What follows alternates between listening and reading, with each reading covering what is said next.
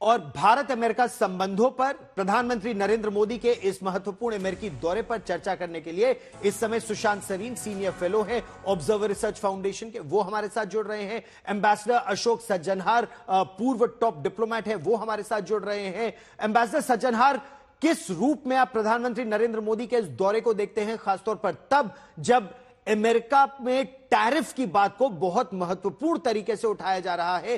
क्या ये दोनों देशों के रिश्तों में एक तरह से कुछ खटास लेकर आएगा?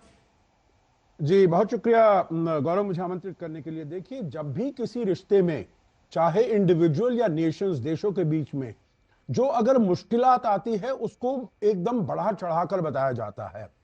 टैरिफ एक मुद्दा है, ट्रेड एक मुद्दा है, पहले भी मुद्दा था। हमारा ये जो है ट्रेड सरप्लस है अमेरिका के साथ, थोड़ा सा बड़ा है। पहले 20-22 बिलियन डॉलर था, 35-36 हो गया है।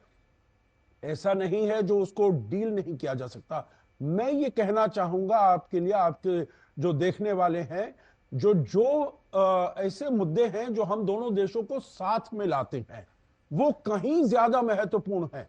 चाहे डिफेंस हो, टेक्नोलॉजी हो, जियोपॉलिटिक्स हो, इंडो पैसिफिक हो, चाइना की अग्रेसिवनेस को कैसे डील किया जाए, क्वाड में कैसे किया जाए। आपने देखा है पहले ही दिन क्वाड फॉरेन मिनिस्टर्स की मीटिंग हुई जब इनॉग्रेशन हुआ राष्ट्रपति ट्रंप का।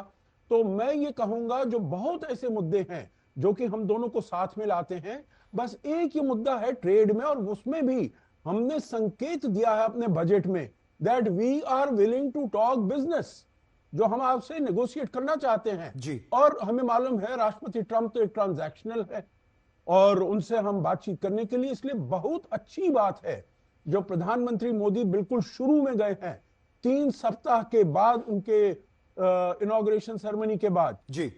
तो अगले 4 साल तक हमारे जो संबंध है, मैं समझता हूं उनको एक अच्छी पटरी पर डालेंगे जिससे कि वो और आगे अग्रसर होंगे। कुछ विशेषज्ञ सुशांत सरीन ये कह रहे हैं कि यह भारत और अमेरिका के दोस्ती की नई उड़ान होगी, लेकिन चीन का एक मुद्दा आता है, पाकिस्तान का एक मुद्दा आता है, अब बांग्लादेश का एक अलग मुद्दा है। आप किस रूप में इस संबंध को आगे बढ़ता देख रहे हैं?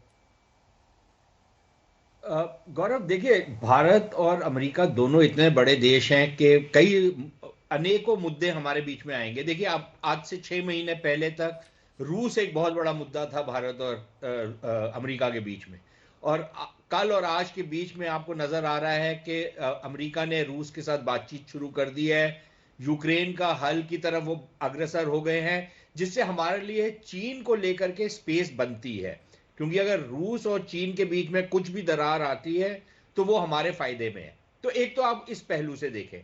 दूसरी चीज ये है कि चीन के साथ भी मेरे को नहीं लगता कि भारत चीन के साथ कोई युद्ध चाहता है या कोई बहुत ज्यादा तनाव चाहता है, लेकिन भारत का इंटरेस्ट है कि चीन जिस तरीके से एक अग्रेशन दिखा रहा है, अग्रसर हो रहा है बहुत सारे एरियाज में, उसके ऊपर कुछ अंकुश लगे, कोई एक बांध बने जिससे आगे चीन ना बढ़ पाए। और उसमें भारत और अमेरिका, उसके साथ ऑस्ट्रेलिया, जापान और कई सारे छोटे देश जो हैं वो सारे मिल करके काम कर सकते हैं। तो यहां पर हमारा और अमेरिका का बहुत बड़ा एक समन्वय होगा, हो सकता है, होना चाहिए और होगा।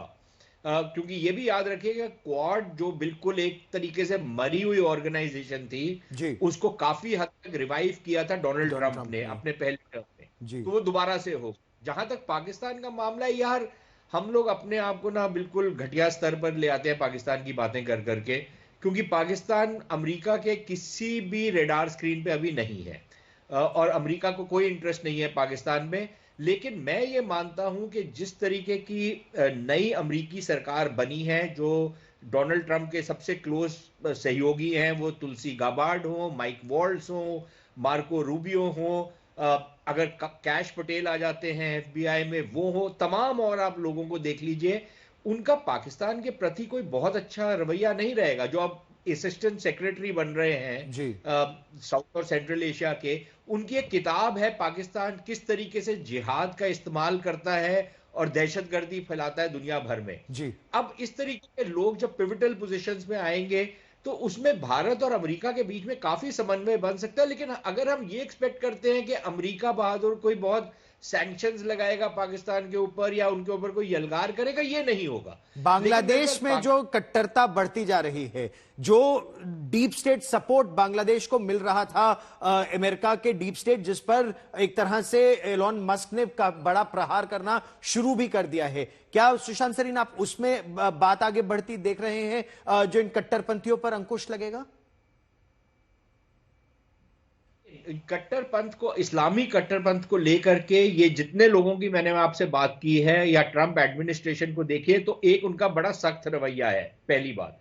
दूसरी चीज, उसमें बांग्लादेश में जिस तरीके से जमाते इस्लामी, और जमाते इस्लामी ने अमेरिका के अंदर बहुत सारा प्रचार किया था, अगर उसके ऊपर एक अंकुश लगता है तो ऑटोमेटिकली बांग्लादेश के अंदर दबाव बनेगा इनके ऊपर। तीसरी चीज ये कि जिस तरीके से यूएस एड के ऊपर डोनाल्ड ट्रंप ने हाथ डाला है, तो उससे जो एक इकोसिस्टम बनाया था अमेरिकी खुफिया तंत्र ने, वो काफी हद ध्वस्त होना शुरू हो चुका है बांग्लादेश में। और बांग्लादेश की अर्थव्यवस्था इतनी चरमराई हुई है कि अगर आप उसको देखें तो आपको महसूस होता है कि वो बहुत जल्दी दबाव में आ सकते हैं। तो बांग्लादेश के लिए कोई बहुत ज्यादा स्पेस नहीं है बहुत ज्यादा पंगेबाजी करने की, और भारत को भी थोड़ा सा अपना रवैया सख्त करने की जरूरत है बांग्लादेश को लेकर के। ठीक, आप दोनों से इस पर विस्तार से हम चर्चा करते रहेंगे, खासतौर पर तब जब इस साल क्वाड का समिट भी भारत में ही होगा, जिसके लिए डोनाल्ड ट्रंप भी भारत आएंगे।